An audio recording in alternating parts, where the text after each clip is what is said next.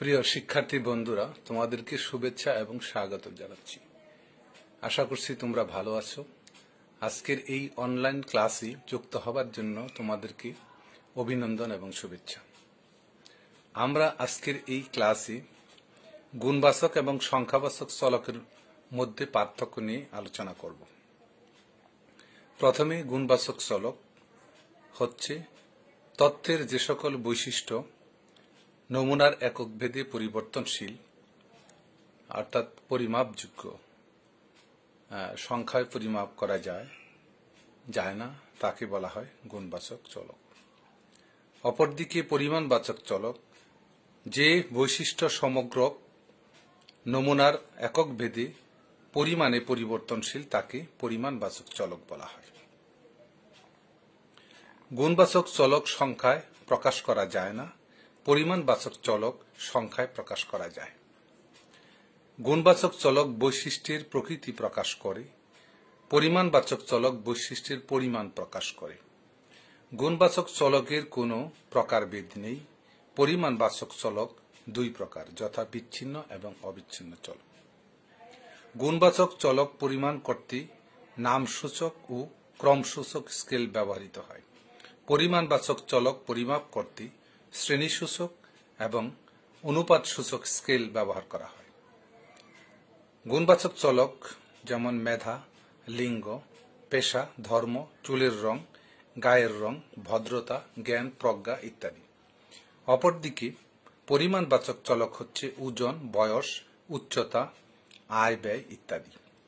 প্রিয় শিক্ষার্থী বন্ধুরা, এইবার বিচ্ছিন্ন এবং অবিচ্ছিন্ন চলকের মধ্যে পার্থক্য নিয়ে আমরা আলোচনা করব। প্রথমেই বিচ্ছিন্ন চলক।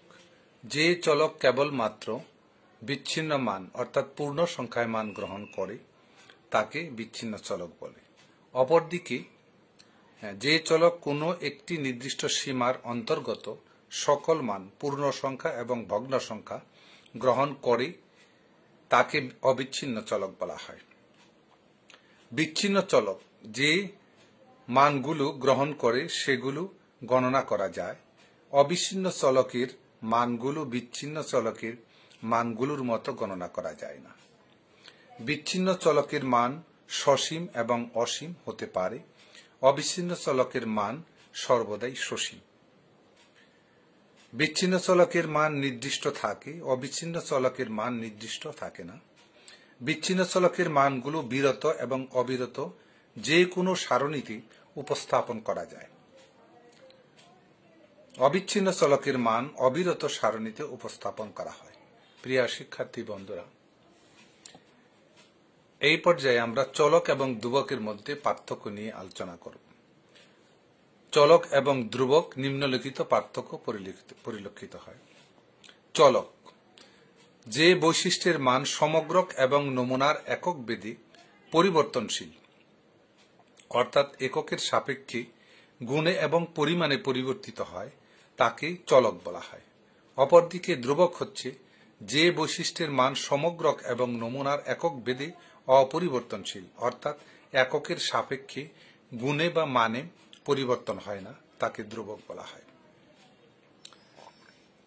চলকের মানগুলো ইংরেজি বর্ণমালা শেষের দিকের বর্ণ অর্থাৎ XYZ দ্বারা প্রকাশ করা হয়।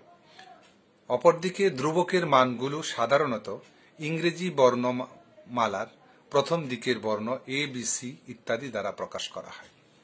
চলকের প্রকারভেদ আছে, যেমন গুণবাচক ও পরিমাণবাচক। অপরদিকে ধ্রুবকের এরূপ কোনো প্রকারভেদ নেই। চলকের গণসংখ্যা নিবেশন আছে, অপরদিকে ধ্রুবকের গণসংখ্যা নিবেশন নেই। চলকের বিভিন্ন পরিসংখ্যান পরিমাপ করা যায়, ধ্রুবকের পরিসংখ্যান পরিমাপ তেমন প্রয়োজন হয় না। উদাহরণ, চলকের ক্ষেত্রে বয়স, ওজন, উচ্চতা, আয় ব্যয় ইত্যাদি চলকের উদাহরণ। সপ্তাহে দিনের সংখ্যা, মানুষের পায়ের সংখ্যা, হাতের সংখ্যা ইত্যাদি ধ্রুবকের উদাহরণ। প্রিয় শিক্ষার্থী বন্ধুরা, এই পর্যায়ে এক চলক এবং দ্বিচলকের মধ্যে পার্থক্য আলোচনা করব।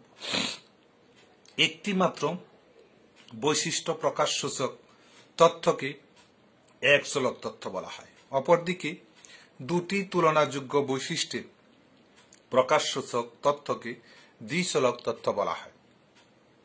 এক চলক তথ্য সরল সারণীতে উপস্থাপন করা হয়, দ্বিচলক তথ্য দ্বিমুখী সারণীতে উপস্থাপন করা হয়। এক চলক তথ্যের মধ্যক মান, বিস্তার, পরিঘাত, বঙ্কিমতা ও সুচলতা পরিমাপ করা যায়। দ্বিচলক তথ্যের সংশ্লেষ এবং নির্ভরণ পরিমাপ করা যায়। এক চলকের তথ্যে সাধারণত ওয়াই, এক্স বা জেড দ্বারা প্রকাশ করা হয়। দ্বিচলক তথ্যে সাধারণত একটি চলকের মানকে এক্স এবং অন্য চলকের মানকে ওয়াই দ্বারা অর্থাৎ এক্স ওয়াই দ্বারা প্রকাশ করা হয়। এক চলক তথ্য লেখ বা নকশায় উপস্থাপন করা যায়। দ্বিচলক তথ্য শুধু লেখচিত্রে উপস্থাপন করা যায়। ছাত্রছাত্রীদের উচ্চতা বা ওজন বা বয়স, কর্মচারীদের মাথাপিছু আয় বা ব্যয় ইত্যাদি।